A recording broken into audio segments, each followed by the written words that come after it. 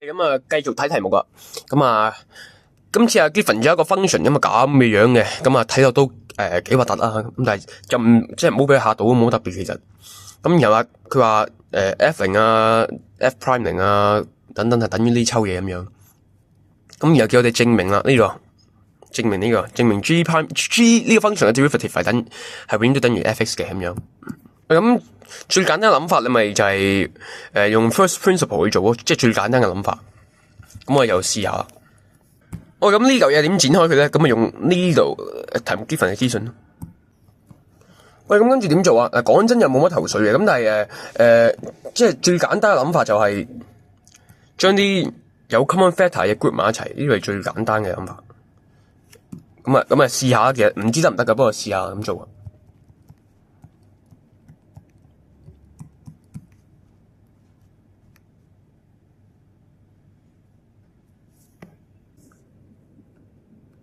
OK， 咁啊寫成咁嘅樣，咁之後點做咧？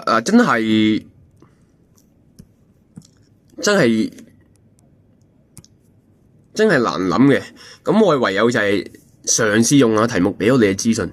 咁啊題目俾啲咩資訊我哋咧？咁樣咁題目就仲俾咗呢啲資訊我哋啦。咁啊點用咧？個問題就係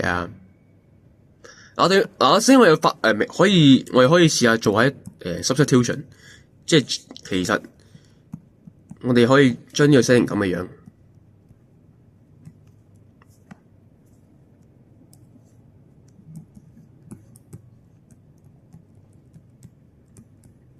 諗濕到呢個樣之後，就老實講，你覺唔覺得有啲似陳相識咧？呢嚿嘢，即係我哋咁樣睇，你覺唔覺得有啲陳相識咧？係 f prime 0啊。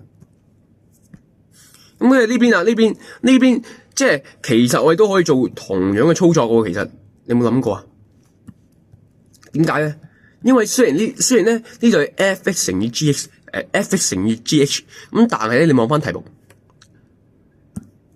咁即係話咩啊？佢其實可以寫成咁嘅樣 ，g(h) 減0。喂，咁0係咩嚟噶？0你又望翻呢度嘅噃，0係 g0嚟嘅。哦，咁你知佢玩咩啦？都係就咁樣咯。咁我呢嚿嘢啊，咪就係等於 g prime 0咯，係嘛？g prime 0係咩？g prime 0係等於1 ，OK？ 咁所以咧，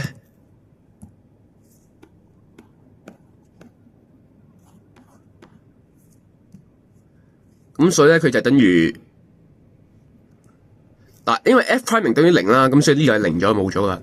咁然後咧 g prime 0等於1，咁所以咧最尾等於咁樣，等於 f(x) 做完啦。